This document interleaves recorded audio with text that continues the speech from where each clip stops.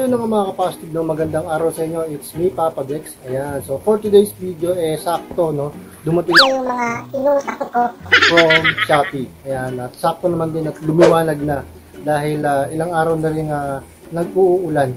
At yun nga, no? Medyo dugit na ang ating Muse 14. Kaya gaya nga ng sabi ko, saktong-sakto dumating na yung mga inutang ko. So, let's go! So, bago ko i-unbox or gamitin, ipakita sa inyo kung okay ba itong mga nabili ko. Big shoutout muna sa mga subscribers ko sa YouTube, ayan, at mga followers ko sa Facebook. Ayan, maraming salamat sa suporta. Ang bilhin ko is ito. Ayan. Yan. Ito yung isa sa mga binili ko or inutang ko from Shopee. Meron siyang dalawang option, which is high and low. So, siguro, dito lang tayo lagi sa low kasi malakas yung kanyang init, no? Ayan. So sa mga interesado, ilalagay ko na lang yung link sa description. Yun nga, okay naman yung presyo niya para sa akin, which is nasa around 300 parang gano'n. Tapos syempre with voucher, so nabawasan pa.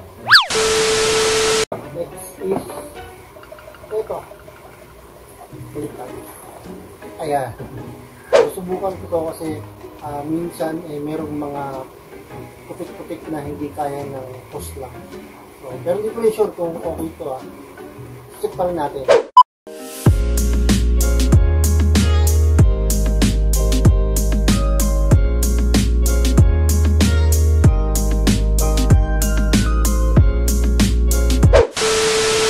So, yun.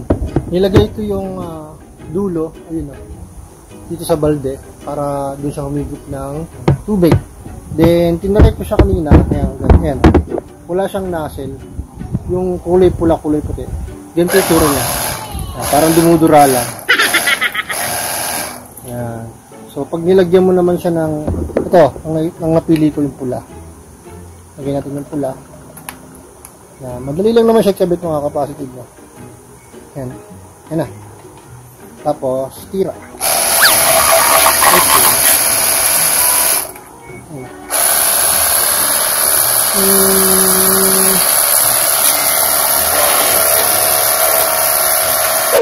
Effective yung pula, yung parang laser. Try natin yung puti. Yun. Yun.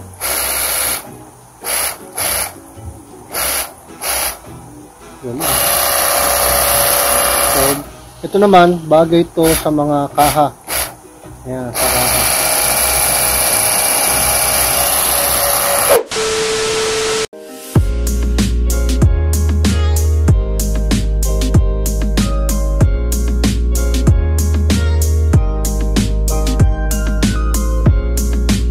One week later.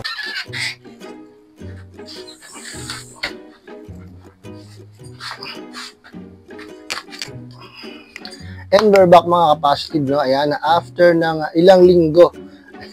So, yun. Gaya nga ng mga sinasabi ko sa mga freebies video ko, kailangan subukan bago pusuan, no? So, yung aking biniling cordless power wash at saka yung heat gun is very useful. Ayan, so gamit na gamit siya, lalo na itong aking cordless power wash. Yung battery niya, kaya siyang gamitin ng 3 hanggang 4 na uhugas, no? So, pero depende pa rin sa inyo kung gaano nyo siya katagal gagamitin. Sa akin, nagagamit ko yung battery niya 4 na beses. So, hindi naman tumatagal ng mga 10 minuto yung paghuhugas.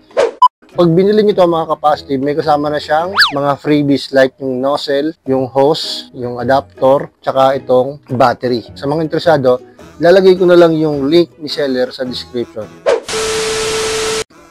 Dito naman, sa heat gun, effective din siya. 2 beses ko na siyang nagamit doon sa aking SYM jet. Yung SYM jet ko na kaha, naka-wrap lang yon.